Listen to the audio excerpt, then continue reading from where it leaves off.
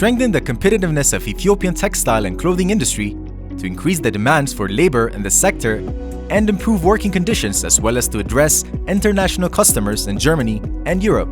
Gesamtmasche and Ethiopia implemented the Partner Africa-Ethiopia projects. One of the main objectives was to create sustainability, transparency, and traceability in the textile supply chains in Ethiopia. The main objective was for this project to develop a sustainable, transparent supply chain with traceability. We would like to give a lot of support to Ethiopia, and we have also started some technical trainings here in Ethiopia to give also support to the textile and garment sector in Ethiopia. We have also provided some trainings for cotton farmers and engineering to establish in Ethiopia a better cotton quality for later on for the yarn and garment production. At the moment, 2 members of the Gesamtmasche are using developed yarns from Ethiopia, and we are waiting now for the successful results from these members of the Gesamtmasche.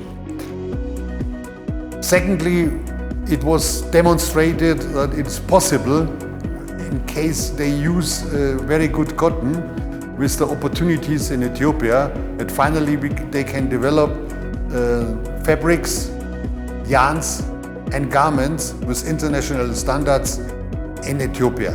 So we have achieved in the project some good results, for my opinion, together with Ethiopian suppliers and together with Ethiopian manufacturers to bring cotton from Senegal to Ethiopia, and we have bring that in an Ethiopian spinnery and also into knitting companies and to weaving companies to develop fabrics which they can use for the international market with good standards. Finally, we have also joined the African Fashion Week in last November together with the partners, and we show to the public and to the visitors that what is possible in case there is good cotton available in Ethiopia.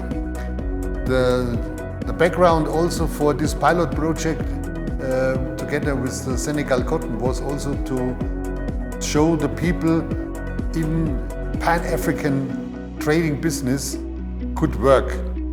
That means they import the cotton from from Senegal to Ethiopia, and because some qualities of cotton are in Ethiopia not available, that's why we import the cotton to give more support to the textile and garment sector in Ethiopia.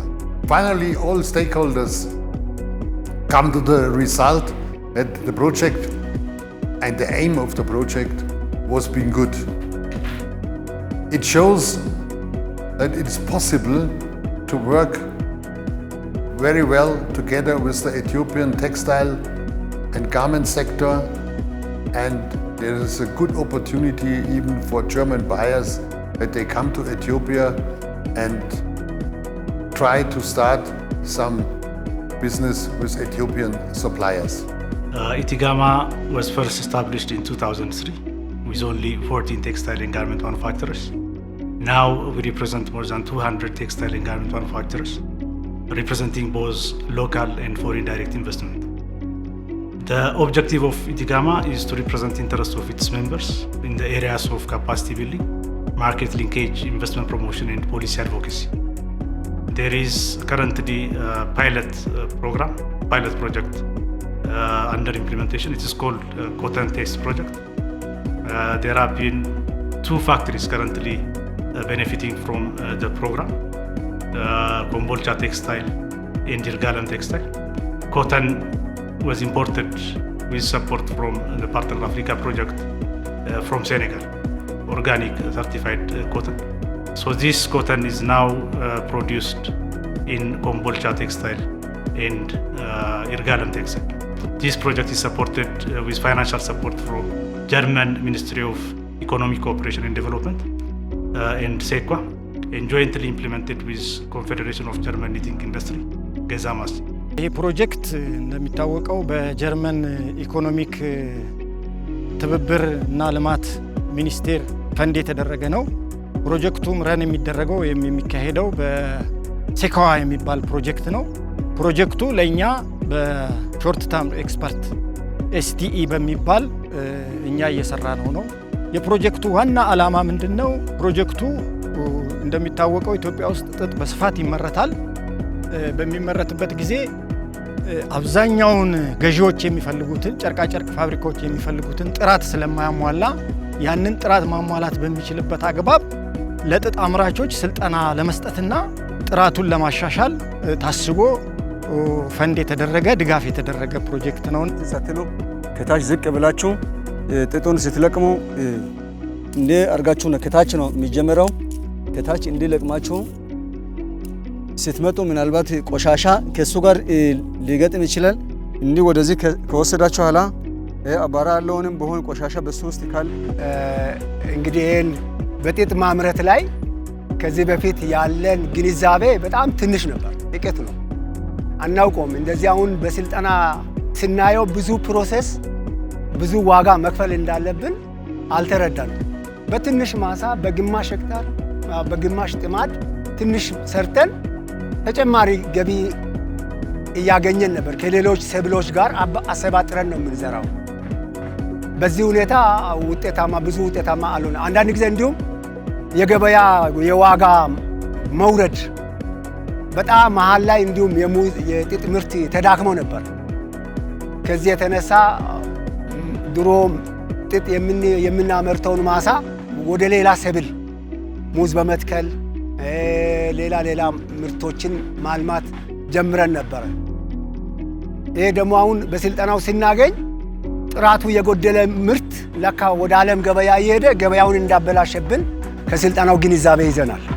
ያው ከዚህ በፊት በዚህ አካባቢ ላይ ያው እርሻ ስንጠቀም ነበር ነው። በጅምላ ዝም ብለን አርሰን ሜዳ ላይ ይበተን ያለ አግባብ ብክነቱ በጣም እየሰፋ ነበር፣ ሲያስቸግረን ነበር ነው። ከዛም በኋላ ያው መንግስት እና መንግስታዊ ያልሆኑ ድርጅቶች ስልጠና በመስጠታቸው በዛ ስልጠና መሰረት 3 ገልብጠን አርሰን ያገለበጥነውን በቦይ አርሰን ጥጡን ተክለን ጥጡ ደግሞ በአግባቡ 3 ዙር ታርሞ 3 ዙር ያረምነው ነገር በአግባቡ ደግሞ ጥራቱን የጠበቀ ምርት ሲደርስ ባባው ከታች ጀምሮ የሆነ ጥጡን ነጭ በንጹህ ተለቅሞ ቆሻሻው ተጣርቶ በአግባቡ ወደ ማዕከላዊ ገበያ እንዲደርስ ጥረት ስናደርግ ግንዛቤያችን ሰፍቷል። እንደገና አሁን በዛሬ ስልጠና ደግሞ ጥራት ያለው ምርት ማምረት ለሀገር ጠቃሚ እንደሆነ የሀገሪቱን ስም እንደሚያስጠራ ምንዛሪ እንደሚያመጣልን እንደዛ ከብዙ በካይ ነገሮች ጥጥን እንዴት መከላከል እንደምንችል ድህረ ምርቱን እንዴት መያዝ እንደምንችል ባገኘነው ስልጠና በጣም ተረድተን ወደፊት በጥራት በማምረት የተሻለ ገቢ በማግኘት ለራሳችንም የኑሮ ለውጥ የገቢ ምንጭ ለማሳደግ የሀገሪቱንም ደግሞ ከሌሎች ዓለም ሀገሮች ጋር ተወዳዳሪ ለማድረግ በጣም ግንዛቤን አግኝቻለሁ። ጥጡን እንዴት እንደሚያለሙ ከእርሻ ጀምሮ ከዘር አመራረጥ ጀምሮ ከማሳ ዝግጅት ጀምሮ የሚሰሩት ይሆናል ማለት ነው። ተባይን እንዴት እንደሚከላከሉ ሌሎች ደግሞ በዋናነት በተለይ የአውሮፓ ገበያ የሚፈልጋቸው ሰስቴኔብል የሚባለው ይሄ ዘላቂነት የተሞላበትን ጥጥ ለማምረት ያንን ፕሪንሲፕሎች ህጎች እንዲያውቁ አድርገን የሰጠንበት ስልጠና አለ ማለት ነው። The collected cotton then goes to the ginnery. Here, every bit of dirt and unwanted speck and matter are taken out of the collected cotton. እንደምትመለከቱት ይሄ ፈርስት ፌሱ ነው። ከእርሻ የተጓጓዘውን ጥሬ ጥጥ የምንቀበልበት ነው። ያው መዳመጫ ጂኒንጉ ያንን የመጣውን ጥሬ ጥጥ ተቀብሎ ጥፍጥሬውን ከጥሬ ጥጡ በመለየት ጥሬ ጥጡን ያው ፋይናል አውትፑት አለ፣ የየራሳቸው ፕሮሰስ አለ።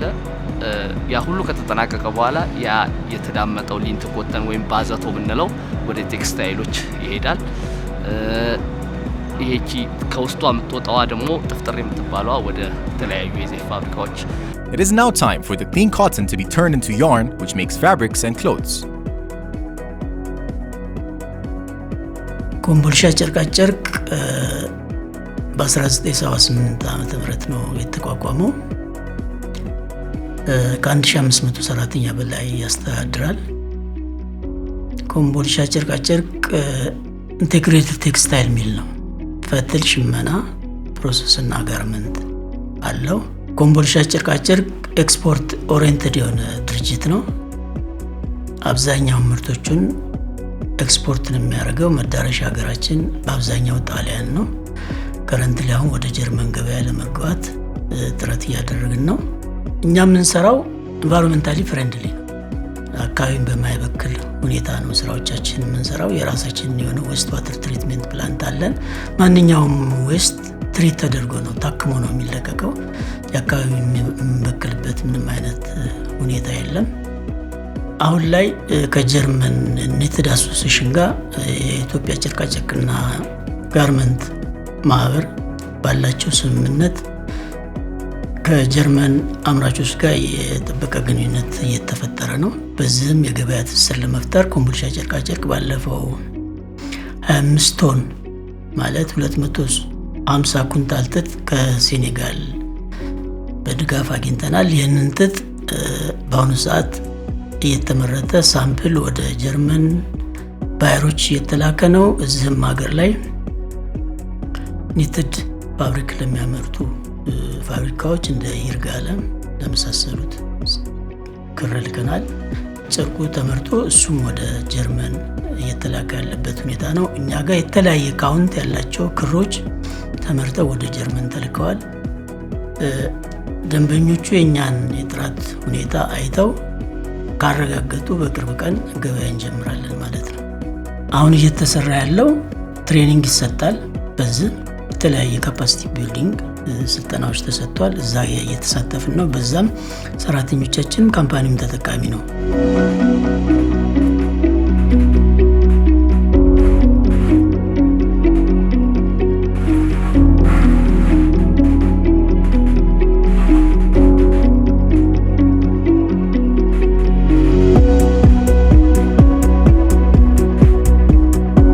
ፋብሪካው ከተመሰረተ 12 ዓመት ሆኖታል። ፋብሪካው 4 አይነት ፋብሪካ በጨርቅ ነው ያለን። የኒቲንግ ፋብሪካ አለን፣ ዳይንግ አለን፣ ፊኒሺንግ ተጨማሪ ደግሞ ብላንኬት አለን። የብርድ ልብስ ፋብሪካ አለን። ብርድ ልብሳችን 2 አይነት ይሰራል። አንደኛ ያው አደይ ብርድ ልብስ ኢትዮጵያ ላይ ለ50 ዓመት የሚታወቅ እሱ ያመርታል። ሌላ ደግሞ ከዛ የተለየ የሚያደርገው ደግሞ እኛ ጋር ያለ የዌስት ሪሳይክል ደግሞ ብርድ ልብስ እንሰራለን። የጠቅላላ ጋርመንቶች፣ የጨርቅ ቁርጭራጮች የነሱ ሪሳይክል ተደርጎ እኛ ጋር ብርድ ልብስ ይወጣል፣ ይሰራል። ሀገር ውስጥ ላይ ኤንጂኦዎች ይወስዱታል። ኳሊቲያችን በቃ በቆንጆ ኳሊቲ ተደርጎ ፕሮዳክቱም ሰራተኛውም ተጠቃሚ ሆኖ ድርጅቱም ተጠቃሚ ሆኖ ጥሩ ምርት ለማውጣትና ዲዛይናችንም ለማስተካከል ነው። ይህን በማየታችን ላይ ኤክስፖርት ላይ ስራ ላይ ከገባ እንኳን ሊሆነ አቅማችን ከፍ ይላል። ፋብሪካውን ባለውን አሁን ደረጃ ላይ በ20% 30% የሚሰራል ወደ 60% ከፍ ይላል። 60 እና 70% ከፍ ይላል። እንደዛ ከሆነ ደግሞ አገር ተጠቃሚ ትሆናለች፣ እኛም ተጠቃሚ፣ ሰራተኞቻችንም ተጠቃሚ ይሆናሉ። ደስታ በእርግጥ የተመሰረተው በ1993 በፈረንጆች አቆጣጠር ነው። ከዛም በኋላ በ2008 ጨርቅ ወደ ማምረት ዞረን 2011 ላይ ነው ልብስ ማምረት የጀመረው። ደስታ ድርጅታችን የተሰማራው ልብስ በማምረት ላይ ነው። ልብሶችን የተለያዩ ልብሶችን እያመረተ ለውጭ ገበያ ያቀርባል። በተለይ ለአሜሪካና ለአውሮፓ ገበያዎች እናቀርባለን። በአሁኑ ሰዓት ደስታ ፒኤልሲ እየሰራን ያለ ነው። ጨርቆችን ከውጭ ሀገር ነው የምናመጣው።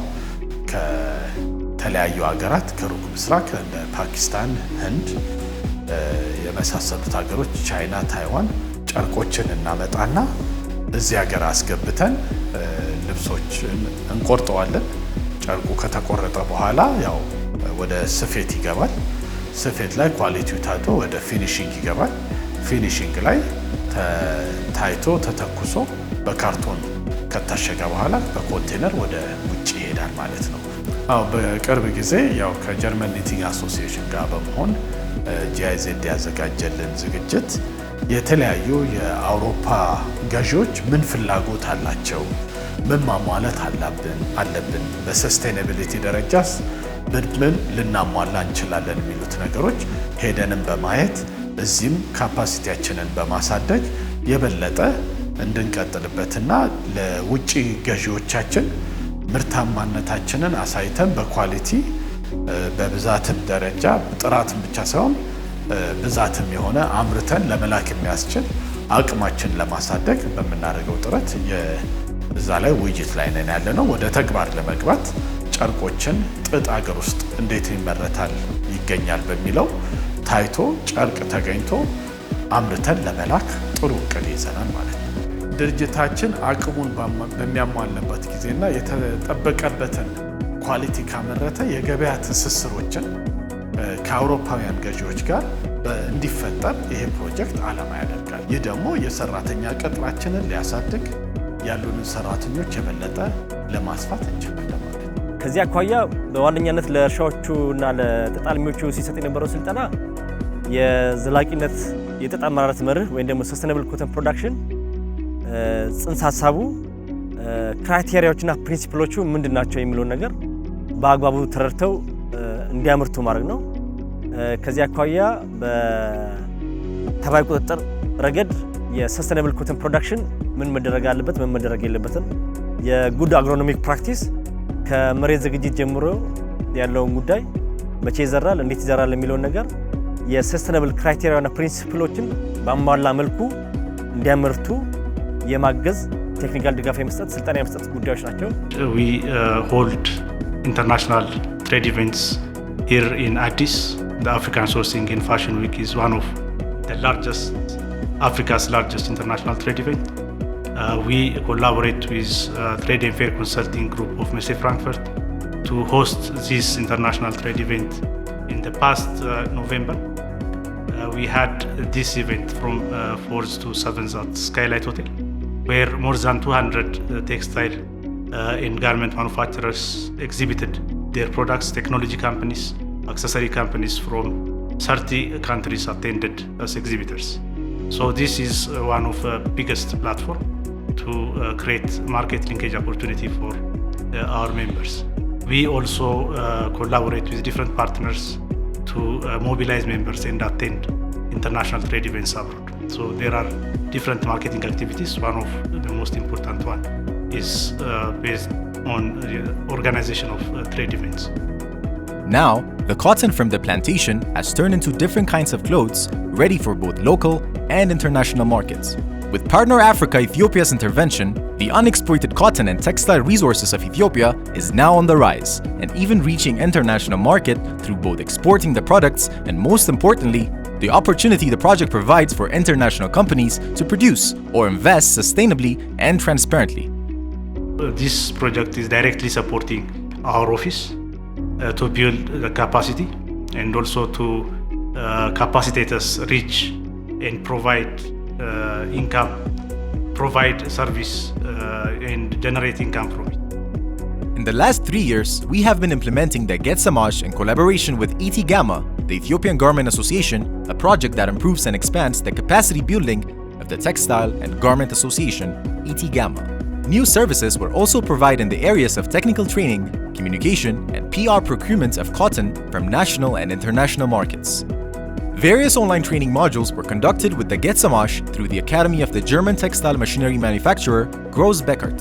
9 member companies participated in a delegation trip to Germany, where initial business relationships were established with German suppliers. Through the online marketing platform Abana, 20 member companies now offer their products to our worldwide audience. Ethiopia received a new website and thus the possibility to present the association and its activities to members and interested companies worldwide.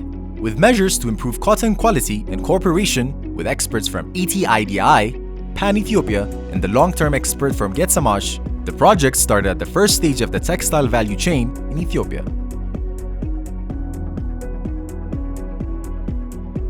Training sessions for farmers and ginners first raised awareness of the need for good quality cotton and of the interaction between the various actors in this chain. With practical training, the farmers also learned sustainable cultivation and harvesting methods that not only improve the quality of the harvest but also reduce damage to the environment and health through ecological pest control. Improving the next stages of the textile value chain was implemented in the textile supply chain pilot project. Certified cotton from Senegal was imported to also show the comparison of different standards. Comparison of cotton from Senegal and Ethiopia. At the same time, the project focused on an important topic for the future: building sustainable, transparent, and traceable supply chains. For this purpose, 25 companies from the ginning, spinning, weaving, circular knitting, dyeing, and finishing sectors, as well as garment factories, were involved. This test series was successfully completed and the products have already been shown at the ASFW 2022 in Addis Ababa. 2 members of the Gesamtmasche are currently carrying out trial productions with the yarns to test the exportability. With the implementation of the pilot project, it was successfully demonstrated that the production of high-quality clothing and yarns across the entire value chain is possible in Ethiopia.